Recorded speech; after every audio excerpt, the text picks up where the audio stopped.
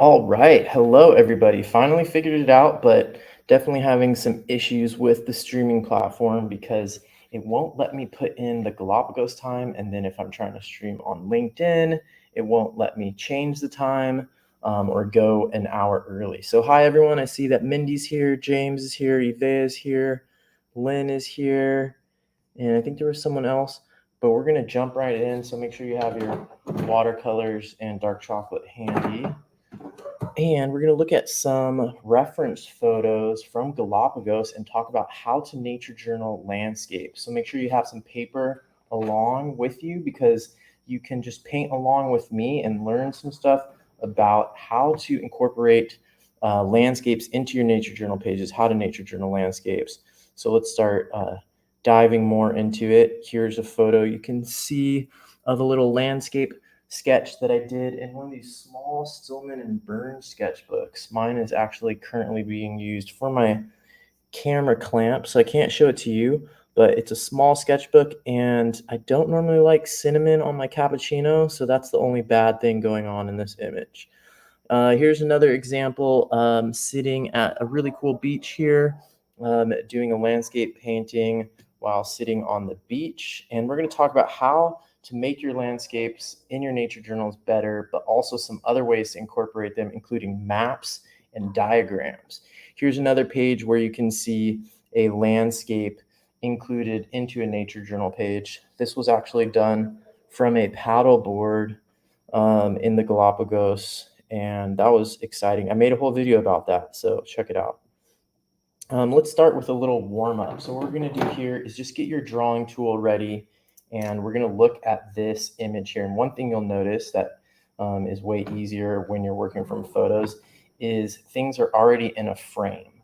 So go ahead and make a little frame. Small is good. That's why they're called landscapitos in the nature journaling community, and that's a term that was phrased by John Muir Laws and happily adopted by all the English speaking nature journalers that I know. So let's just try to look at like some of the main lines in here and capture those on our page. Don't worry too much about anything else, because one of the things that's going to make the landscapes in your nature journal a lot better is if you learn how to simplify and look for these basic shapes. So let me make that bigger so you can see what I did so far, and you can just see that I captured these main shapes. The next thing is going to be figuring out how to show the values. So where are the dark places and where are the light places? Also for this warm-up, if you want, you can do multiples of these. I really like iteration. It's one of the best ways to learn, and it takes pressure off of the learning. It makes it fun, and usually quantity trumps quality when it comes to learning. Too bad that verb just never sounds as good as it used to after the former president, but it is a handy word regardless. So quality over quantity always wins. Maybe we'll have to come up with a different word or reclaim it. And so doing multiples of these and doing them quickly, I guarantee it is going to make your landscapes in your nature journals much better. If you spend 10 hours on one landscape painting, you'll only learn a little bit and you'll be very frustrated and your painting will probably suck. But if you do 100 little ones, 1/100th of the size of the big one, I bet you'll learn a lot. You'll have more fun, you'll get a lot better, and you'll actually finish something. So right now I'm looking for where the dark places are, where the values are, and figuring out those things in this small drawing is super important. So hopefully you're warmed up a little bit by now. I know I am, but it's also like 75 degrees Fahrenheit here in the Galapagos. So you can see there's three just warm-ups. I'm going to go ahead and put my metadata in, at least a symbol showing that I was doing something online. So I like to make a little symbol that looks like a laptop. Go ahead and use what works for you. And I'll make a little YouTube symbol and write how to nature journal landscapes. I recommend doing metadata even if you're doing something from reference photos because it gives you that information, important information about where you are and where this information is coming from, especially useful if you're not actually in that place. Now would be a good time to get your beverage ready or smack that mosquito that's trying to get its beverage ready, or eat your dark chocolate. Maybe that's why the mosquitoes like to bite me so much. Okay, so next, let's see what's next here. You could do colors for your thumbnails and start warming up with colors. You could also separate color and do color separately. So let's do that. Get your watercolors out, and what we're actually going to do is we're going to separate things to learn faster. It looks like my watercolors are starting to get a little bit overly humid here. That's fine. So what we're going to do right now is, since it's exponentially more difficult to learn two new processes at the same time, we're going to do one thing at a time and separate color from painting. So what I'm going to do is I'm just going to try to match some of the colors that I see here, starting with a very pale blue. Remember, the sky is not always blue, and the water is not always blue either, but here it is slightly blue. So I'm just going to go ahead and get a little bit of the blue mixed up and try to match that in little squares here. I'll make my image a little bit bigger. So here you can see, by doing these swatches, I don't have to worry about messing up my drawing. Like if I had spent more time on that, I wouldn't have to worry about it. And it's just separating having to worry about painting from just focusing on the colors. Next is I'm going to try to see if I can capture that gray, and I'm just going to use some neutral tint.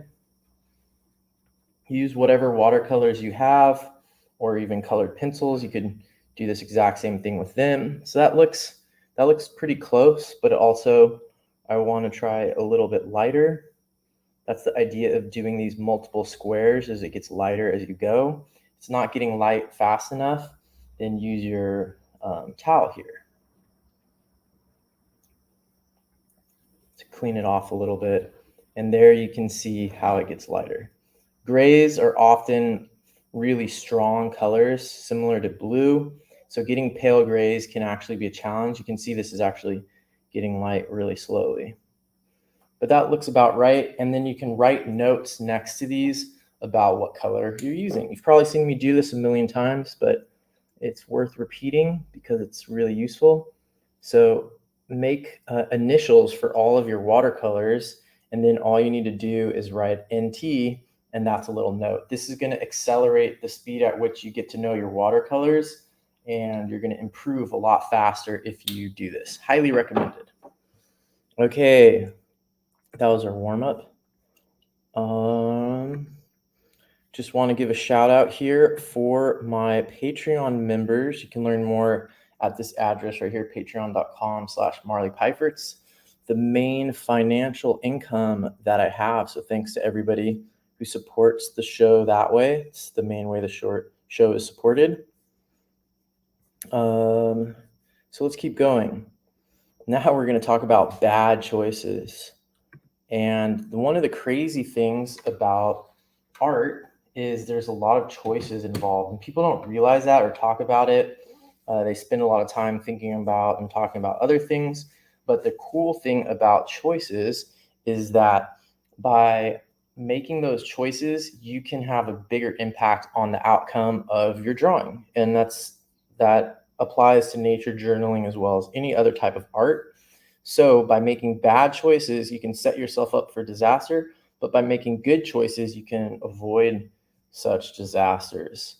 So let's look at some examples that would not be, and just knowing this, like you could always decide like, oh, this is important for my nature journal, like for me to show this landscape. So I'm going to put it in anyways, but I know that this composition is going to be aesthetically challenging to paint. So that's what we're talking about here. We are talking about aesthetics. I know everybody says it's not about the pretty picture, but shh, don't tell anybody. Right now we're talking about the pretty picture. So if this were a location where this was my only option, I would probably do something where I would zoom in on a smaller part of this landscape. that can be mentally really challenging to do. If you have a phone or a camera, it might be easier.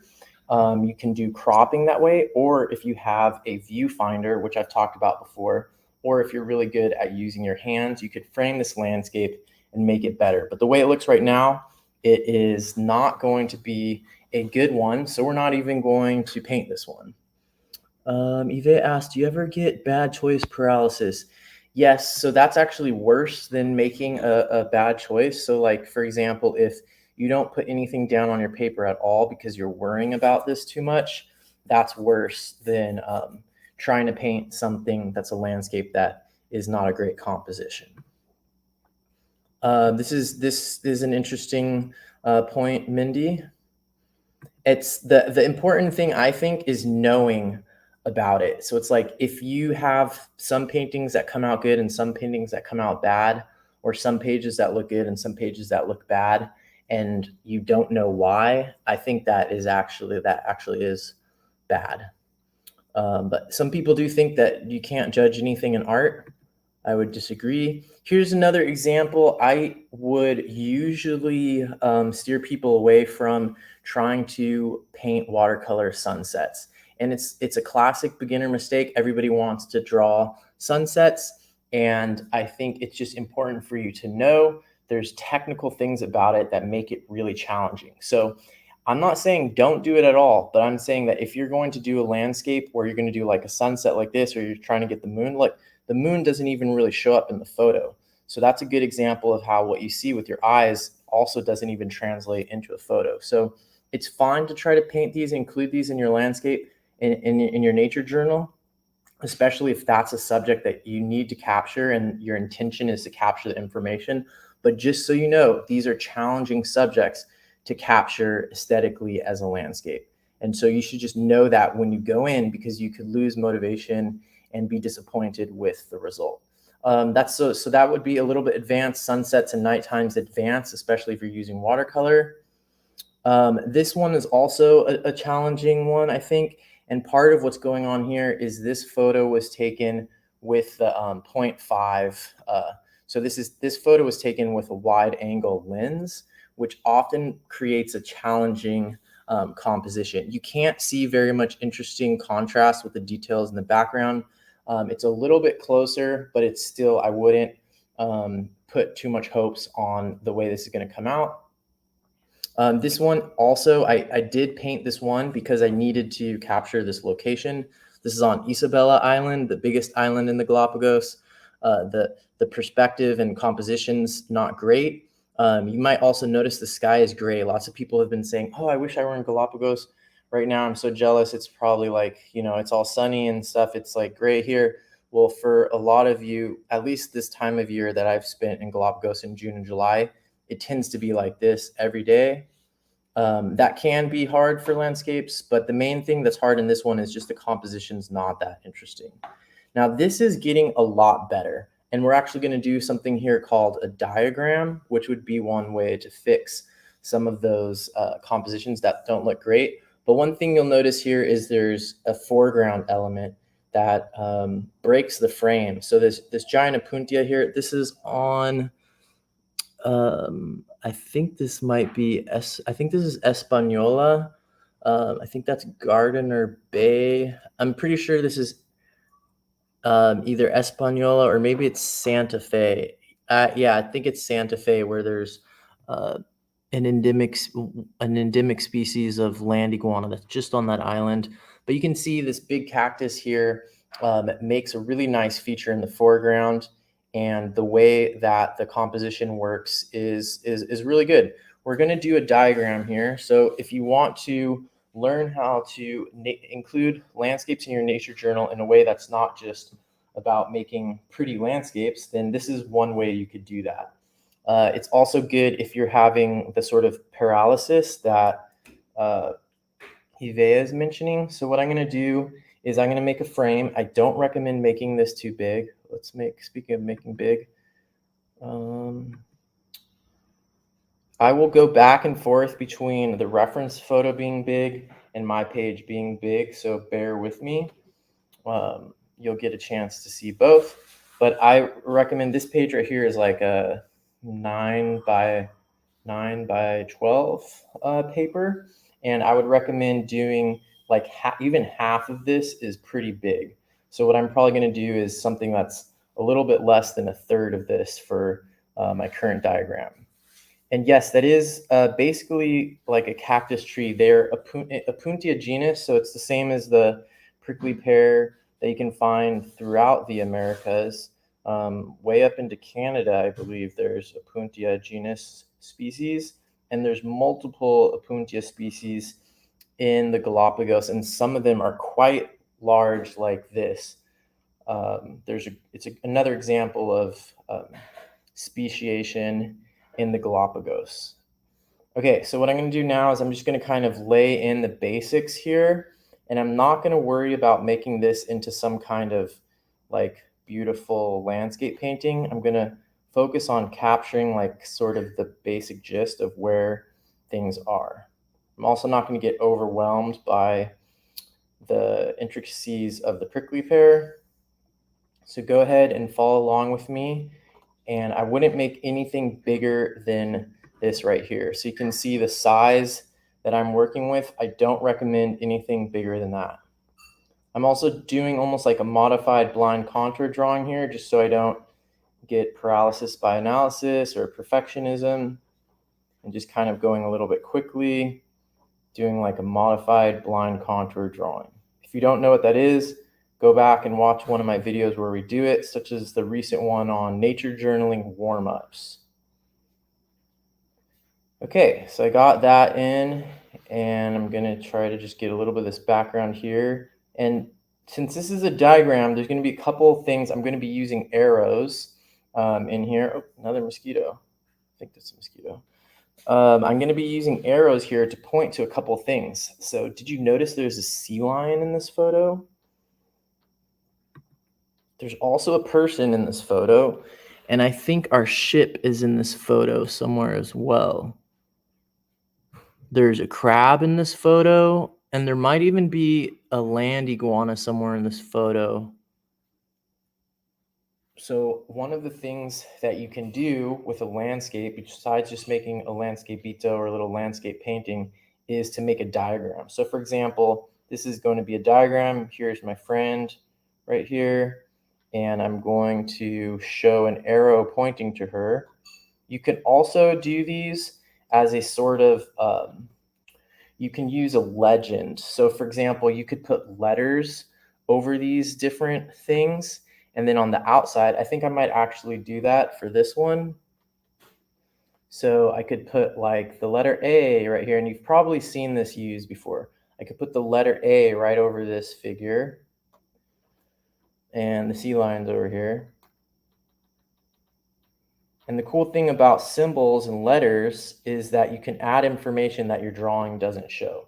So for example, my sea lion is just like, looks kind of like Casper the Ghost. It's just like a weird little blob that took a microsecond to draw. And so by putting the letter there, and then later over here having a legend, it will be really easy to capture that information without having to draw it. So this is one way to easily include landscapes into your pages with a little bit more information. And I'll let you be creative and come up with a bunch of different applications for this, because there's a lot of directions you could go with this in your nature journal. So I'm just going to get the horizon back here. There's these other little kind of like islands right here on the edge of this bay. And here there's like the other edge of the main edge of the island comes around back here. And so then now I'm going to show you how to use an arrow. In this case, I'm going to just make the arrow come all the way up through here. I'm going to make it black, but if you were going to make it a bubble letter, first I'll make it as like that, sort of like a bubble letter. Now see how this would have been, if you wanted to just be all white inside, you're going to need to plan that ahead of time, which can be a challenge, especially if you're nature journaling in the field, which is where the real nature journaling happens. So in this case, however, since I'm going to make it black, I can just fill it in, and that will cover up everything that's underneath it. Oh, here comes a mosquito. Oh, look at that. It looks like it got me already. You see that? And those white stripes on the leg, I think this, I can't remember the full species name, but I think Aegypti is the species binomial on this one. And that is the one that can carry all of these different diseases like Zika, malaria, dengue. But I just recently learned that on iNaturalist. But the thing is just because that species of mosquito is there doesn't mean that those pathogens are there. But it's always fun when you're looking at iNaturalist and you're looking at nearby observations, and then you see something like that come up and you're like, the yellow fever mosquito, what? Okay, so right here I'm just going to write bay. Obviously you could be more detailed than that. And then there's one other thing I want to show, which is going to be the crab.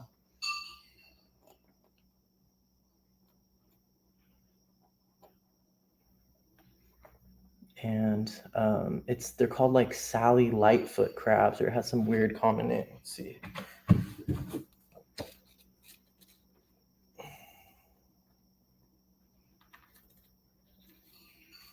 Stingray. I just saw a really funny video of stingray video.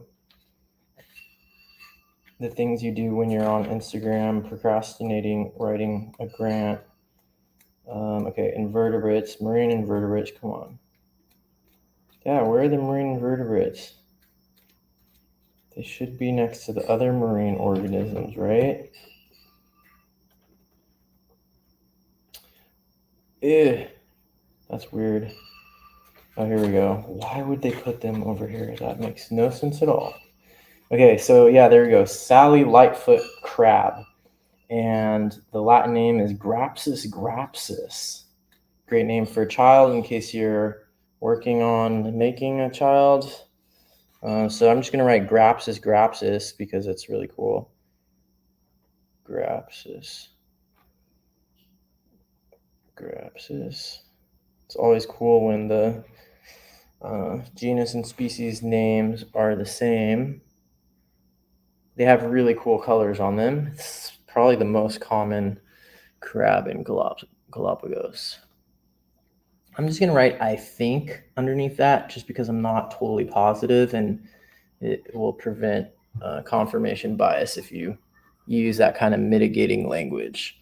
All right, so depending on where you're at, you might want to add some color to this. But remember, here we're focusing on, these were warm-ups up here, and this is a diagram. So what we're trying to do is we're trying to see how there's different ways to nature journal landscapes. And I bet if you look in a few different books or like a National Geographic magazine, you'll probably find examples of this technique. It's pretty common.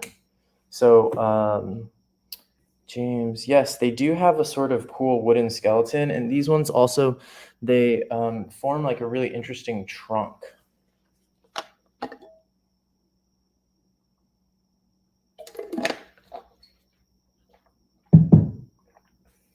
All right, so go ahead and add your color. Another thing that you could do here, this would be a great one for Ivea, is sort of like a vegetation, a landscape drawing like this that has a vegetation legend, for example.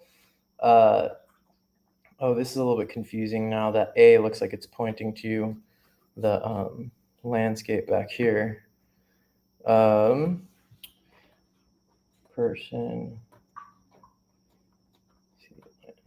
So one thing you could do is, and this is pretty common in textbooks and magazines and stuff, is there could be like a more elaborate, just sort of photograph here with details. You could do that with your landscapeito, your regular landscapeito painting. And then next to it, you could do a key or a legend where you just sort of show the major shapes of the different types of like vegetation, for example, or if it's rocks, the different types of rocks. And then inside of each of those, you could write the species names. You know what I'm saying? Opuntia, and then I think there's some of the, I think this is like the salt bush.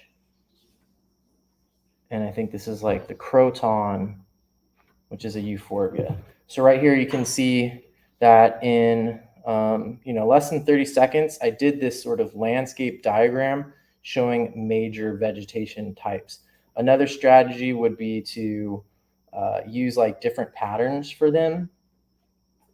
So you could just make up these arbitrary patterns like that, and then have a key that matches those different things, and those different patterns, and says what they are. So this one will just be polka dots. And so you can see there's a lot of ways you can turn a landscape into a diagram. And then in your legend, you just have little squares that show those patterns. And then you write, next to this, I would write, like, in this case, I'll write Muyuyu, which is a tree here, Muyuyu. And then this could be, I don't know what that would be. Let's just put Portulaca. So those are a couple ways that you can use some symbols and diagrams. And I think this would be really great for the stuff that that Ivea does, and you could use it for geology too. All right, so that's basically a landscape diagram, how to nature journal landscapes using a diagram. Let's see what we have next here. This is the most photographed landscape in all of the Galapagos. It even shows up in like that movie, Master and Commander, and in a ton of postcards. You can also see, I forgot her name, but this is one of the participants in the nature journaling trip with John Muir Laws last year that I co-led. This was the last day that he was with us because he got sick with COVID, and then I had to take over leading the trip.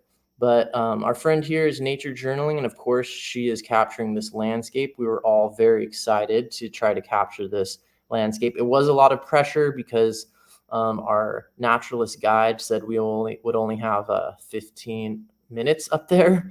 You can see that she's doing a long, skinny sort of frame to her landscape. That's always a cool idea. So she's making a long and skinny frame to crop it. And that can automatically add drama. And just in case you needed any more drama on this view, in the distance you can see, I believe that's Santiago Island, and those are all like these crazy lava flows, relatively recent lava flows. So it's like super barren over there. It looks like something out of Lord of the Rings. Little smaller volcanoes popping up in the middle, like totally different color than the rest. And then in the foreground, forget the name of this rock right here, this pointy rock, but that's left over from another caldera, and then we're up on another volcano looking that way. One thing you'll notice here, hopefully, is that her head is distorted. So what that means is this is a wide angle lens. Wide angle lenses can be fun for capturing things, but what it seems like to me is they can be useful for photos, but then trying to draw the landscape from the wide angle lens photos is usually not good. They're usually a lot harder because it's taking in, it's more like what our eyes do, which is not helpful for painting. So what we're going to do here is we're actually going to cut that. This, believe it or not, this is from that same photo, just cropped down. And that's one of the amazing things you can do on your phone. So that's one potential there. And I think this has a lot of great potential as a landscape. You can see once again the sky is cloudy, which can be hard, but especially because gray colors can be hard to get them to be pale enough for the sky, but it's still doable. But let's look at another composition of this. Oh, maybe I don't have another.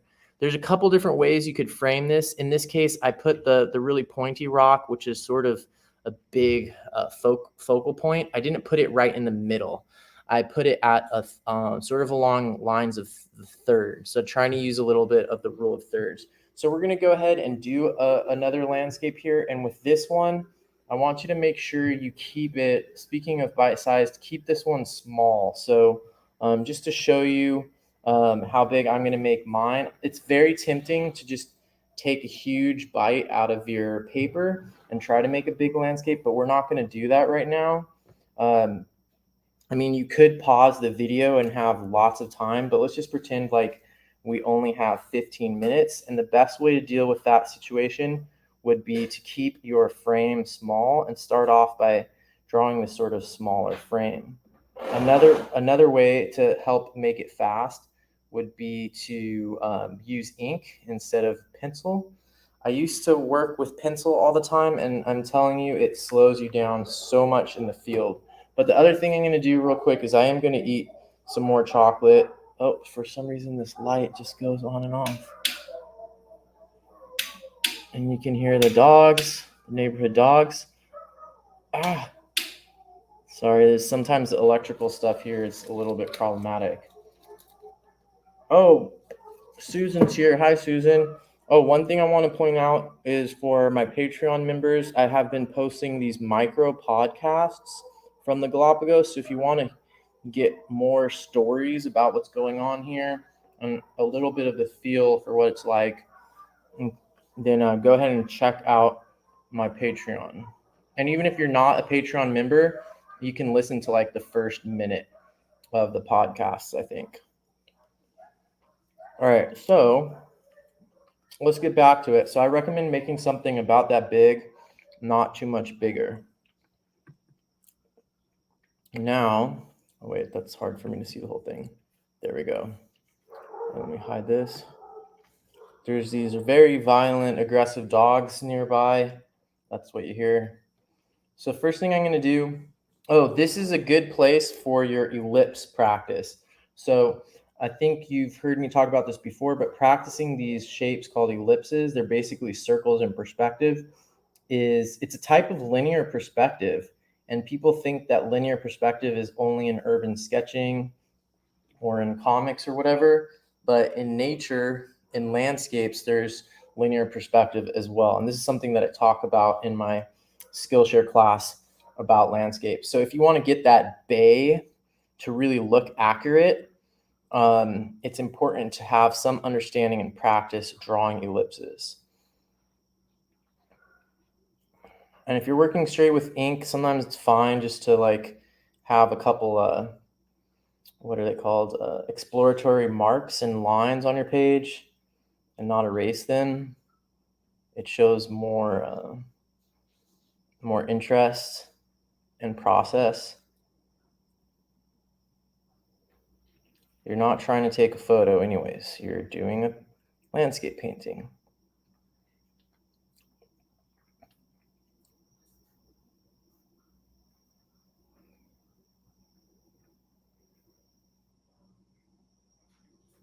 So I want to capture a couple of these little volcanoes over here that are sticking out of the lava flow because they're a different color than the rest. There's also that characteristic slope made by molten lava. And it's coming down here. There's another big one kind of right here.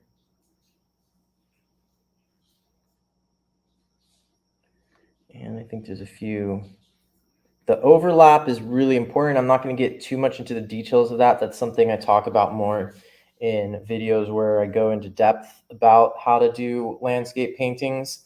But let me zoom in a little bit on mine so you can see what I have going on here. The overlap is really important. Getting those curves as close to accurate as possible is really important. The light and dark is important also. All right, so we're going to go straight into painting on this one.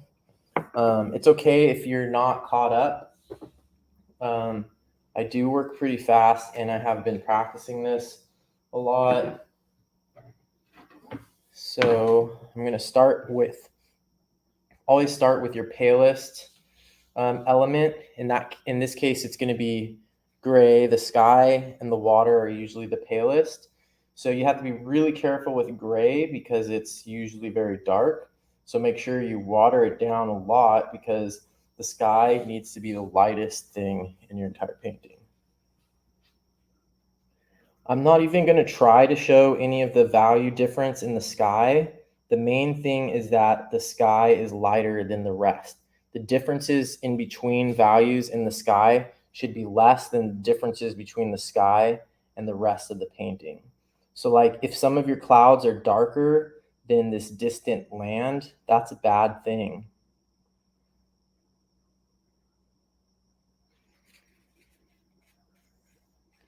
Okay, so that was a pretty wet. This is a relatively new water brush, so it puts out water really quickly.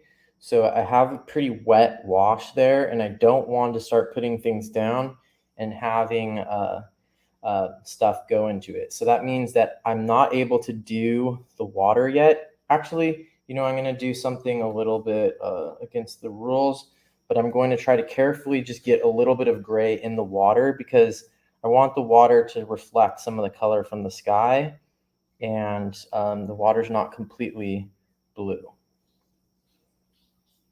Otherwise, what I would have had to do is paint one of the sections that's not touching the sky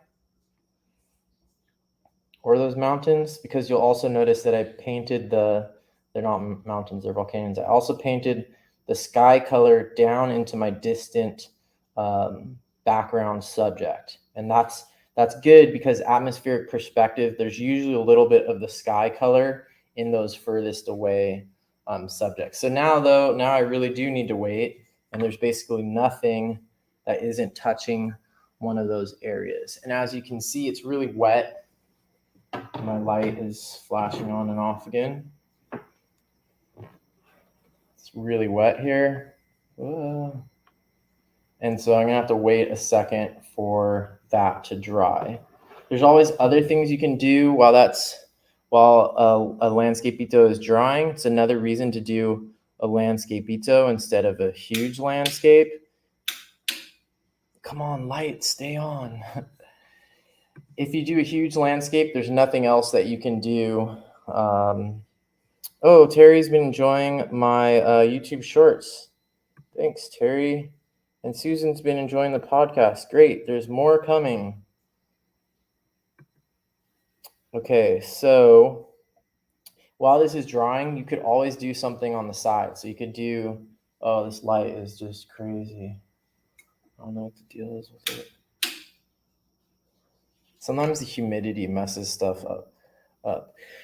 The beach here is slightly pink, I guess. And that is sand, and there are some like sand dunes there. It's probably a mixture of the it probably is partly coral, but there's probably also a lot of volcanic rock, and that might be what's giving it the pink. There's a lot of different colors of sand in the Galapagos. There's even green sand, and this pink hue is probably if you look in the background here, let me make this image big again. If you look in the background, you'll see that the volcanoes in the background, some of them are pink, and there's even a little bit of purple in the background, and there's some really beautiful pinks and purples in some of the volcanic rock here. Actually, a lot of the roads on Santa Cruz Island, where I am now, the asphalt has a pinkish purplish color because they use volcanic rock for the grinding up in the asphalt. So yeah, there is a little bit of a pink hue, which will be interesting and fun to mix as soon as this other wash dries. You could actually start practicing. If your wash is still wet like mine, you could start preparing those colors. So in my palette, like if you have the John Muir Laws palette, this naphthalene maroon is a beautiful color. It's not very saturated, which is part of why it's great. And let me just share a little bit of what it looks like. And one thing you could be doing is you could start thinking about how you're going to match this color. So here's an example. Hopefully the light will be okay for demonstrating this, but this is naphthalene maroon. And what I would probably do is I would mix a little bit of that with buff titanium. And buff titanium is a really beautiful color. It's also opaque, which has some issues, but this is the buff titanium right here. It's one of the colors that I always use up really quickly. And if you're going to mix something with an opaque color or gouache, I usually have a pink mixing area here because the like quinacridone magenta, or most magentas, like the primary magentas, it's not really pink. And to make it a real pink, you have to mix in white or maybe another pale opaque like buff titanium. So I always have a mixing area for that because that's a color that usually requires gouache. And then the other one that I find that often requires gouache is sort of like a mint green. Mint green, sage green, sometimes turquoise are colors that are impossible to mix unless you use white gouache. So I keep two mixing areas for those colors here. So one thing I could try is I could try to just use the white of the page and just make this naphthalene maroon more and more pale. But as you can see, it's not really turning pink. So the next thing I'm going to do is I'm just going to try the buff titanium by itself. So I'm going to clean my brush, and then I'm going to get the buff titanium here. It's a really fun color. This is my go-to color for sand a lot of times, or beaches. Sometimes I'll mix it with a little bit of quinacridone gold if it's more of a yellow sand. Right now the reflection makes it a little bit hard for you to see through the camera.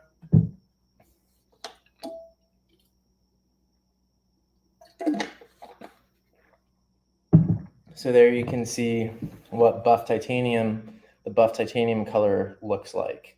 And so I think between those two, maybe with a little bit of a yellow, we could get the most precise color for the sand on those beaches. But what I'm going to do first is I'm just going to take notes. So if you're doing your color testing at home, it's a perfect thing to do. There's no, wasted time while this is happening here. And you could do this in the field too. So if you're doing a landscape in the field and you're waiting for something to dry, you might as well be drawing some birds or making notes or things like that. Buff titanium and naphthalene maroon. So just 2-letter abbreviations are all that I need for all of my colors. I think I have 32 in this palette. It's the John Muir Laws palette, obviously, that I've been using for like 10 years or more. And by doing that, you can get to learn your colors. I definitely recommend that. You get to know them on a first name, last name basis or abbreviated name basis.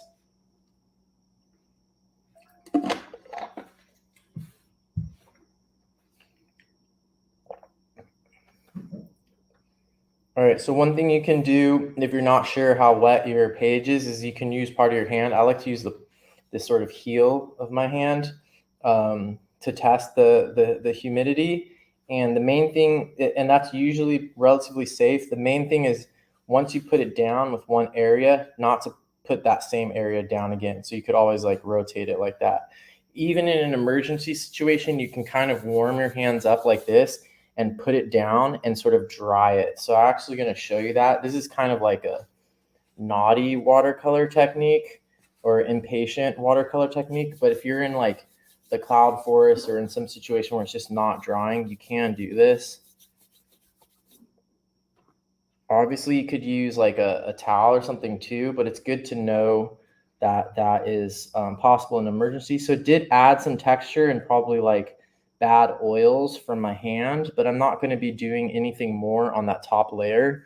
So at least it should prevent me from having weird wet on wet stuff happening where I don't want wet on wet. But even so, just to be on the safe side, I'm going to start here with my next lightest value, which is actually going to be the beach. And so since we started working on that already, that's going to help. So I'm just going to take a little bit of buff titanium. My mixing area is pretty dirty, but I'm going to add a little bit of water to it. It's way too gray. So if you need to do sort of more of a saturated or pure color, you could always just clean a little area like that in your mixing area. I'm going to take a little bit of the buff titanium out. I almost feel like the buff titanium by itself would do a close enough job for this beach. But just for fun, and because Lynn was noticing the pink, we're going to take a little bit of naphthalene maroon, which is not a very saturated pink. And that's probably way too much on my brush. So clean it on paper towel and now add it. So that's way too much. And you can see it just totally dominated it. and also made it too dark because we want this to be the second, probably the second or third palest value in our entire painting. So now I'm adding more buff titanium, and that actually looks really good. So now I'm going to take that a little bit more. I'm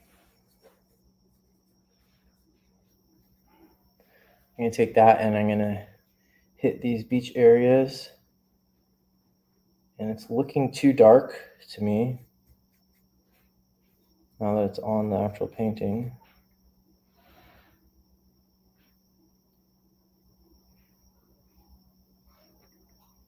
And a little bit on this side. And just like with the curve of the beach should be the same. It should follow an ellipse pattern. And it's possible to totally mess that up. And what it'll do if you mess it up, it will flatten, it will take away the element of depth in your painting because you're messing up the perspective.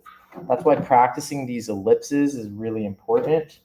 An ellipse, so like if you look at a circle, this is what that bay would look like. This is what those beaches would look like if you're looking at them from space. If you were looking straight down, they would be curves like that. But then as you change the angle, they start to look like that. And then eventually, if you put your face on the beach, the curve would look like that. It will look like a flat line. And then if you went underwater somehow with X-ray vision, it would start curving back the other way. You know what I'm saying? So these are ellipses in perspective. Super important for like all aspects of drawing. And the more you learn how to see these ellipses, look, there's another one there where that volcano is inside of that molten thing. The ellipses and circles like this always happen in nature where there's liquids or fluids, because liquids and fluids naturally seek flatness, and bushes will also grow in this way. It's sort of like a type of efficiency, but you'll see these shapes in a lot of places, and if you can draw them accurately in perspective, then your landscapes will have much more depth. They're all over the place in this one as well.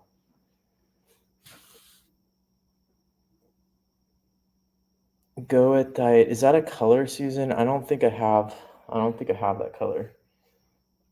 All right. Next, okay, so as that's drying, I probably can come in here and do these, especially these two in the back, should be my next palest value. And if you're careful and you sort of build up your watercolor painting according to this scheme of what's lightest and what's darkest, you will get a sense of depth because of atmospheric perspective. So there's a variety of things that create the illusion of depth in a landscape. One of them is linear perspective, such as with these curves. Another is overlap, such as this foreground thing is overlapping that. This is overlapping that and that. These are overlapping. This is overlapping that. And then these are overlapping that. And they're all overlapping the sky. So overlap, linear perspective, and atmospheric perspective. So what I'm going to do here is I'm going to make these furthest volcanoes like very pale. And even if it weren't for the fog, there's this fog in the photo. Fog or clouds. Even if it weren't for that, these furthest hills or volcanoes would look pale. But what I'm going to do is I'm actually going to bring that down into this foreground so it's the same color and it's consistent.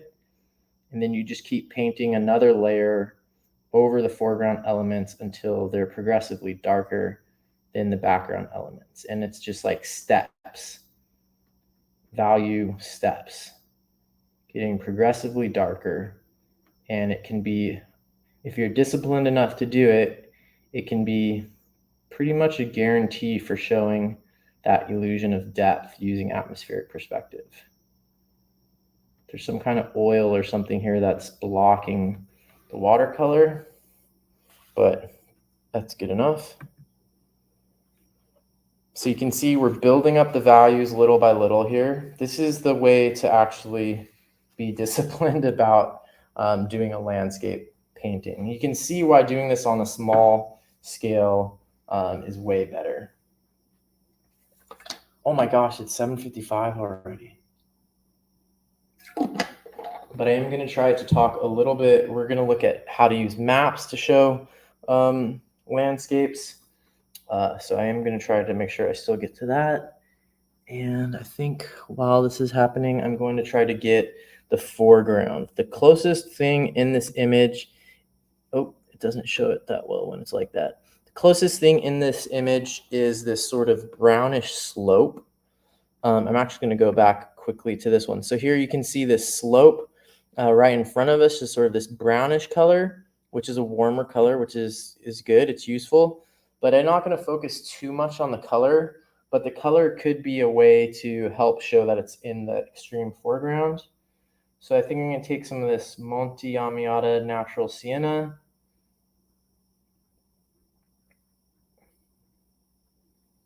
It's one of the colors in my palette that requires more than just 2 letters to abbreviate. And I'm just going to go ahead and do it here. It's good that it's sort of a warm color because foreground element should be warmer according to the rules of atmospheric perspective.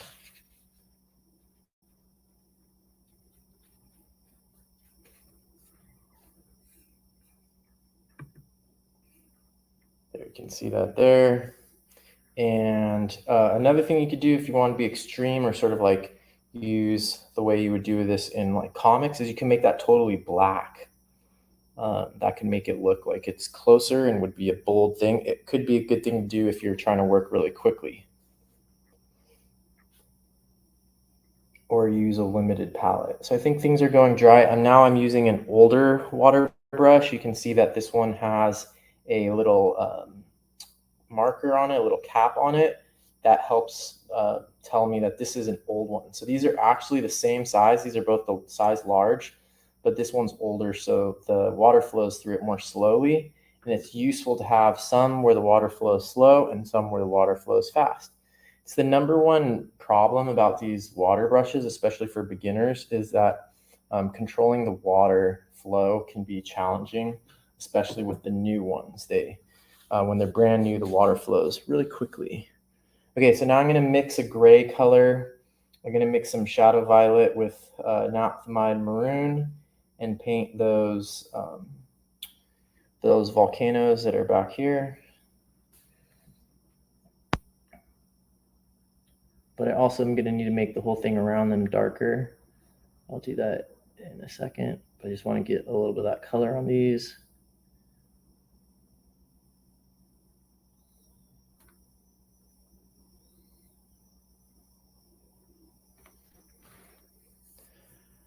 And I think this stuff in the foreground is gray. Part of me almost doesn't even want to include the green. There's green vegetation here, but part of me doesn't even want to include it. It could be distracting, actually. You get to make choices like that. So I'm going to take some shadow violet here, and I'm going to get the this volcano here. And I need this one to be darker than the landscape behind it. I also sort of messed up on where the sand is and where the sand isn't. So I'm going to simplify that. I'm not going to show how the sand comes over this little peninsula here.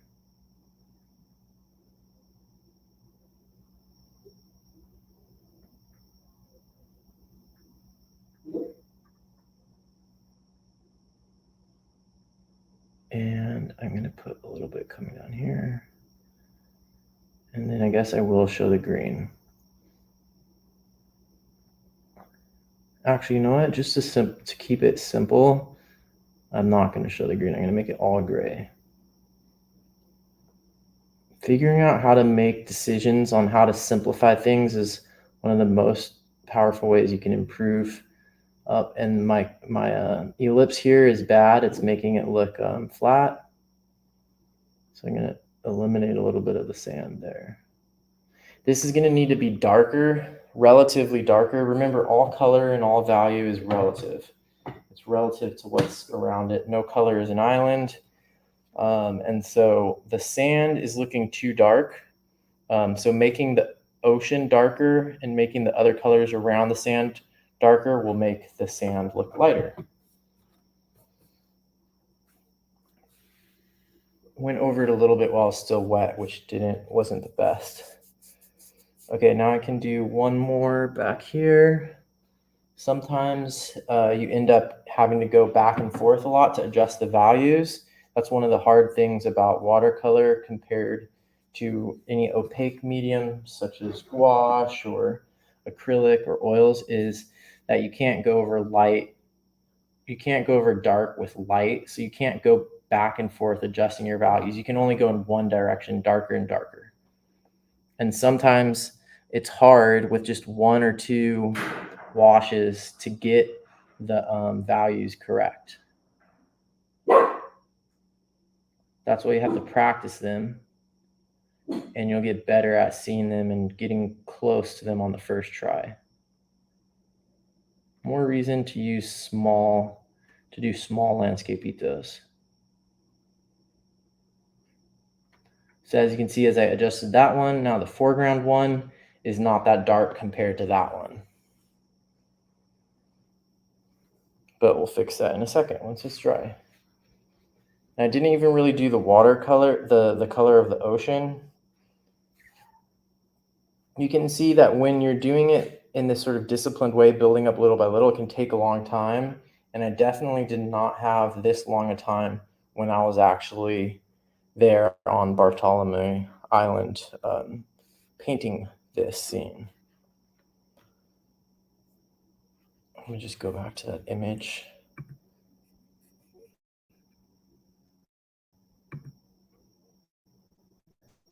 I think we only had like 15 minutes to try to paint this.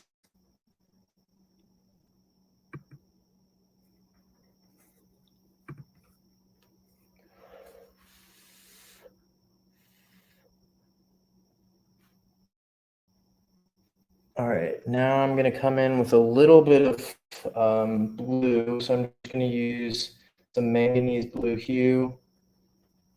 And you can definitely mess up with blue. I think it's usually better not even to use blue at all. We see water and we automatically assume that it's blue, and it's often not true. It's a very distracting color, and it's hard to get the values of it right. I already don't like this blue.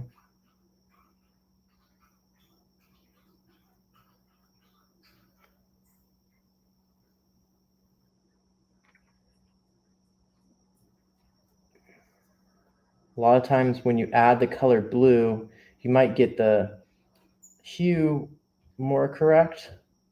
So like the technical term for just the color aspect of it is the hue. You might get that more correct, but you might mess up the value. And when it comes down to it, value is more important than hue. But hue is more symbolic, and people always think, oh, it's blue. And look, here's another great example. So the ocean's not always blue. When I might, that can be a dangerous move, as long as they don't come out too symbolic. I do like drawing birds in flight. What I often do is, as birds are flying by, I'll have a sidebar where I'm drawing birds in flight. So like here, there's these frigate birds, and what you have to be careful of is the sort of just symbolic kind of seagull bird drawing that you learned to draw when you're a little kid, and just start putting those on your landscape is a sure way to ruin it.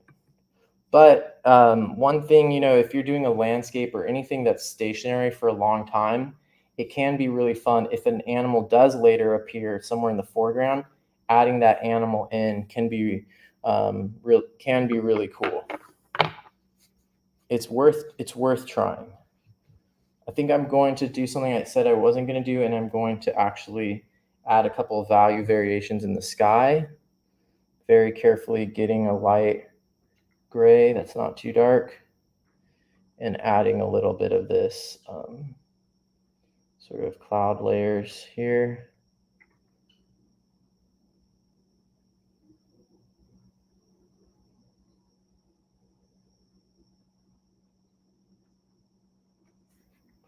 Can barely see it on the camera.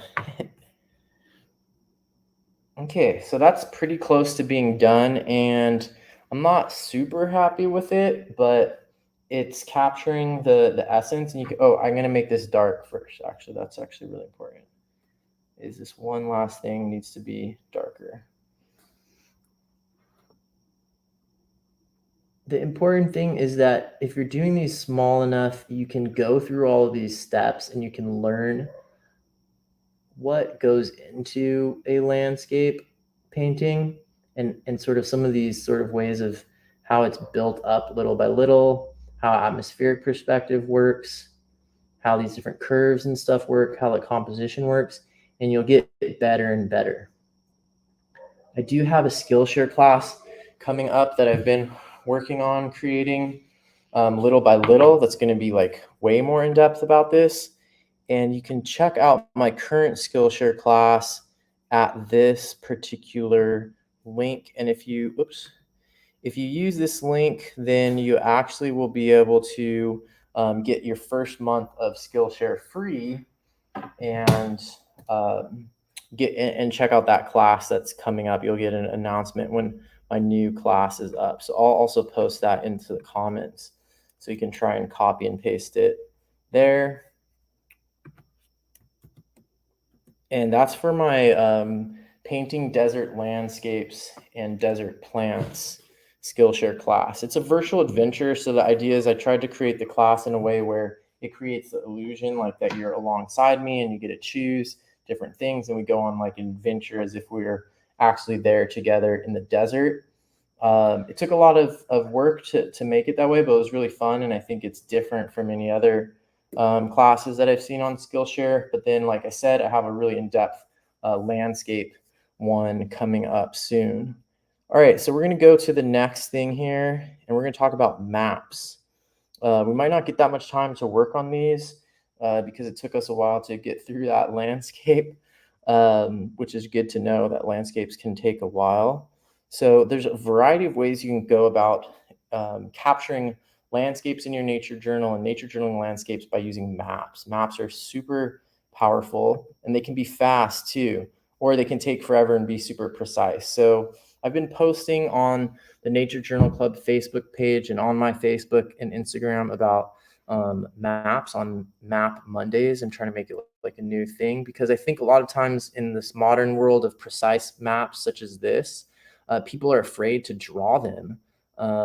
People are afraid to draw maps because they see such precise ones every single day. And it didn't used to be that way. Like when you were a little kid, you probably drew little fun treasure maps. And, hundreds of years ago, maps were so imprecise that it was like lots of different people would just like try to draw maps. So here's an example of how to incorporate like a landscape painting and a map on the same page. This is actually based off of a sign, and I think I say that there. So a lot of times parks, including the Galapagos, they'll have signs that show maps. And I think that's where I got this one from. So it's just a little inset there. You can see I watercolored it. But that's one way to make them easy, is to copy it from a sign. You can see how it adds to the landscape painting. Here's another way to make maps in sort of a more diagrammed way. I did not make this. This requires like planning and a visual vocabulary of symbols. So this is from a guidebook to Galapagos. Actually, it's this guidebook that's for the guides, and it shows these different symbols that represent different types of like vegetation and trails. So it's not very accurate because it's showing the plants like in a weird perspective that you wouldn't see them if you were looking from above. So this requires it requires some imagination and practice. Like you can see here, there's these different symbols showing like where reefs are in the ocean. So that's not what it would really look like from like a satellite map. So this is the kind of thing you would need to practice and come up with your own visual vocabulary. But I guarantee you it'll be very rewarding if you try doing that. Here's an example of a type of map that you can do. In this case, the map is showing a travel route. In this case, the travel route of the Beagle, the ship that Darwin was on, and places where Darwin landed, places where Captain Fitzroy landed, places where Darwin landed by himself, and all of these different little lines going through here. So that would be another type of map you could do. And you could copy all of these or make your own. So, and Mindy's making a really good point here is I think people who read like fantasy books and stuff like that, they might remember, you know, like in Hobbit and Lord of the Rings, they had these really cool maps at the beginnings of those books. You can get a lot of great ideas from those. I highly recommend looking at them and thinking about maps in your nature journal more from that way. So we're just going to back up to one of these and we're just going to please follow along. This will improve your your skills. So if you're just sitting at home with your dark chocolate and red wine enjoying the entertainment, that's cool. But if you just get out a sheet of paper for 1 second and do one more exercise with me, you'll get even more benefits than you're getting from those lovely treats. So right here for this map, let's just look at this map and take one symbol that we see here and try to copy it and think about how we could use it in our own nature journal pages. So I'm going to look at the way that these type of plants, and I don't have the key or the legend here, but what I'm going to do is I'm going to look at like how these one plants are just simplified into like a symbol and then repeated. And if I could come up with my own symbols like that for different plants and made maps, and then here I'm going to make a little legend, it would be really useful for me. And I can already think of ways that I would have benefited from using that. I'm just going to write Croton, even though I'm not sure if that's what that one is. So just to show you my page, I just copied these little simplified plants from the map and made a little legend here. Looks like people are dropping like flies, maybe because I poo-pooed on the dark chocolate only. Oh, yay, Leslie is here too. Hi, Leslie. We did lose a couple people, maybe because I gave you homework. Okay, then the next one I want to copy is this way of showing water. And this is fun homework, people. Come on, it's like when you're a kid making little treasure maps. Just think of the ways that you could use some of these symbols in your own nature journal. And this one is just, I'm just going to say water. That's pretty obvious, right? Looking at some old maps would be a cool idea for this, and coming up with your own visual vocabulary. And then these rocks, there's a way that rocks are shown there. That's kind of cool. And I'm going to write lava rocks. So that wasn't, oh no, my other light went out now.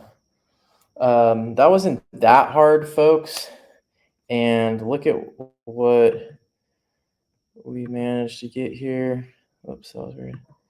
So I basically got 3 symbols that I just copied from that. And what I recommend is go back through. Uh-oh, severe thunderstorms heading toward Mindy. Be careful, Mindy.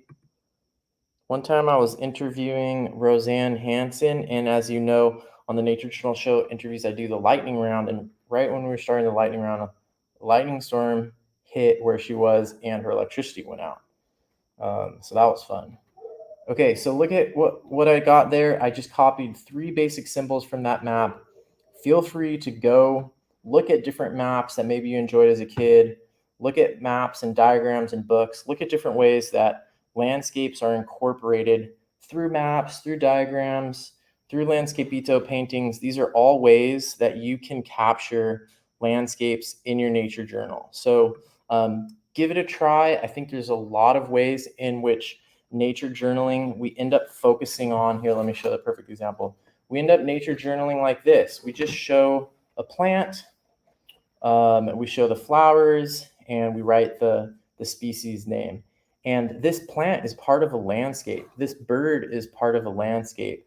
And the more that we can show those sort of relationships in those contexts, the more information our pages will have, the more representative they will be of the places where we've been, and the more rich those pages will represent our experiences and our places. So go ahead and try to get some more landscapes in your nature journal. Those are some tips on how to nature journal landscapes. I hope you enjoyed.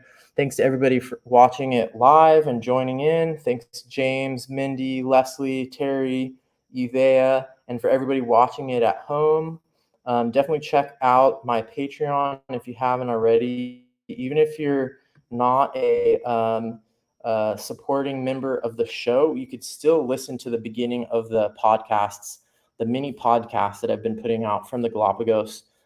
They're really fun. They'll give you a sense of where I am right now, more than what you just saw from these photos. And even if you're not a paying supporter of the show, you can listen to like the first minute or something like that. All right, y'all. See you later. Bye.